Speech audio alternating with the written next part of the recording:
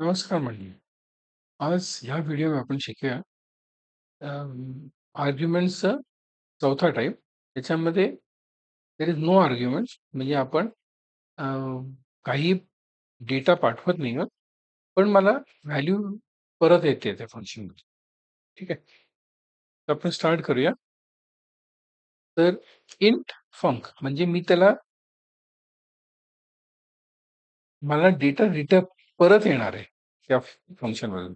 आणि माझ्या फंक्शनच्या ब्रॅकेटमध्ये काही व्हॅल्यू नाहीये. म्हणजे मी त्याला काही पाठवत नाहीये. ठीक आहे. तर व्हॉइड मेन, आणखीन माझ्या मेनमध्ये नुसतं इन मेन आहे.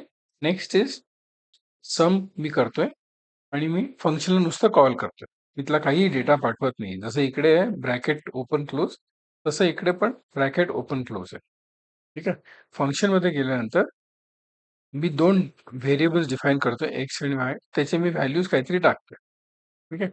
आणि मी रिटर्न करतोय एक्स आणि वाय चे टोटल मी रिटर्न करतोय, म्हणजे एक्स प्लस वाय करतोय आणि त्याचा मी डेटा परत पाठवतोय. आणि तो इकडे FUNC ओपन क्लोज ब्रॅकेटच्या जागी तो इकडे येऊन बसेल आणि ती व्हॅल्यू प्रिंट होईल इकडे. ठीक आहे.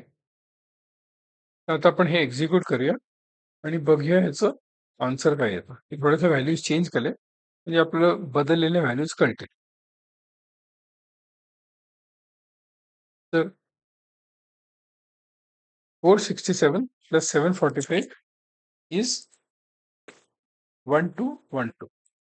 किंवा मी अजून परत व्हॅल्यू चेंज केली. 46 प्लस 74 इज 120. ठीक आहे. तर ह्याच्यामध्ये आपण शिकलो की मी फंक्शन कॉल तर केलंय, पण त्याला काही मी व्हॅल्यू पास नाही केली आणि मी त्याच्यामधून व्हॅल्यू रिटर्न केली. तर हे आपण फंक्शनचे आपण चारही टाइप्स कव्हर केले. वेगळे वेगळे टाइप्सचे जे होते ते तुम्ही प्रॅक्टिस करा आणि ॲज युजल ह्याच्या डिस्क्रिप्शनमध्ये तुम्हाला ह्याचा कोड मिळेल. ठीक आहे. Thank you.